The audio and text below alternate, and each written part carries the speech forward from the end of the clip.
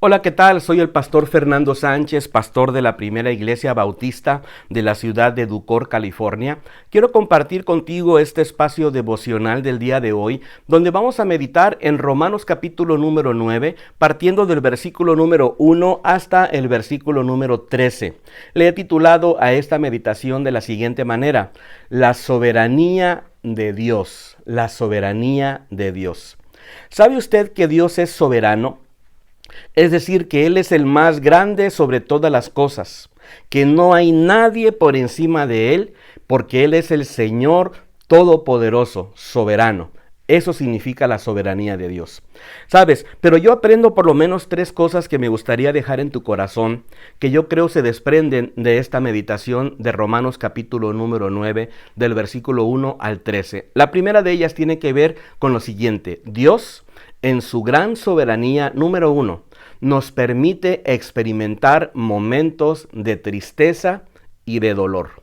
Versículo número 2, la Escritura lo revela de esta manera: que tengo gran tristeza y continuo dolor en mi corazón.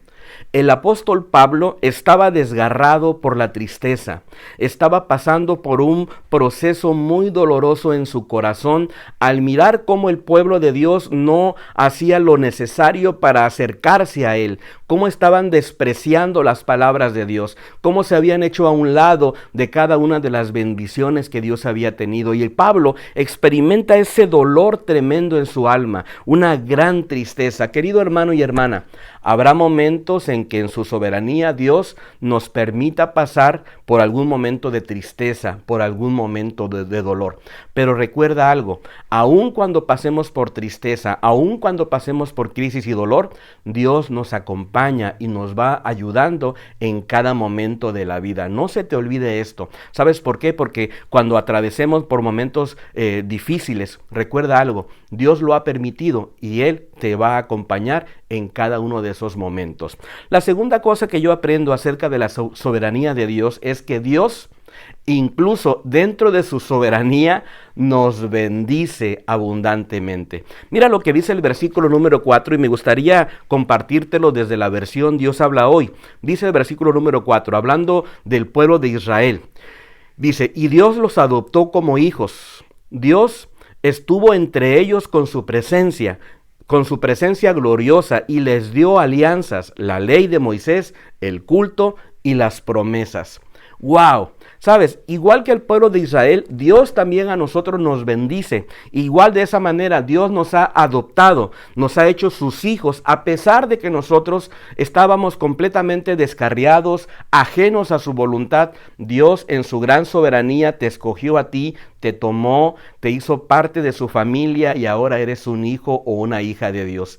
¡Qué enorme bendición! ¿Sabes? En su gran soberanía, Dios te bendice y me bendice, nos ha adoptado. Pero no tan solo eso, también nos ha dado su presencia, así como con el pueblo de Israel cuando iban por el desierto. Precisamente la presencia de Dios los acompañaba en aquella nube que les cubría del sol inclemente, esa nube del Shekinah, aquella columna de fuego que los iluminaba durante la noche y cuidaba de ellos en todo momento, que los iba guiando. La misma presencia de Dios.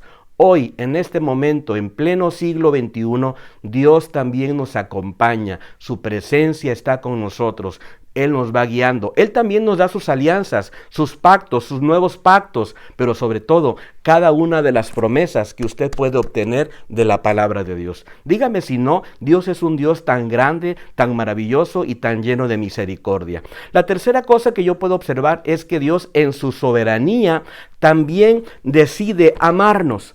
Él decide amarnos a pesar quizás de que nosotros no merecemos ese amor. Mira lo que dice el versículo número 12 y 13. Y se le dijo: el mayor servirá al menor, hablando de Rebeca. Como está escrito: a Jacob amé, mas a Esaú aborrecí. ¿Sabes? Uno puede quedarse con este versículo de la Biblia y preguntarse, aquí dice la Biblia, a Jacob amé. Bueno, la primera cosa, Dios decide amarnos. Él ha decidido amarte a ti, amarme a mí, a pesar de cómo somos, a pesar de que continuamente la estamos regando, a pesar de que continuamente hacemos las cosas mal. Sabes, no importa, Dios es bueno, Él te ama. Alguien le preguntaba a un anciano del seminario y le decía, pastor, yo no entiendo esta palabra de la escritura. El maestro le preguntó, ¿qué parte, hijo, no entiendes de este texto bíblico? Él dijo, precisamente esta parte donde dice, a Esaú aborrecí. Entonces el maestro le dijo, qué curioso, hijo, yo nunca he logrado entender la primera parte donde dice, a Jacob amé. ¡Wow! ¿Sabes por qué? Porque Dios en su soberanía ha decidido amarnos, a pesar de que nosotros podamos ser como Jacob, tramposos, mentirosos, ¿verdad? Tratando siempre de llevar la contra. Al final de cuentas, lo que hizo que Dios amara a Jacob fue que Jacob decidió acercarse a Dios y abrir su corazón reconociendo su necesidad. Espero que esta meditación sea de bendición para tu vida y me encantaría verte el día de mañana. Te mando un abrazo.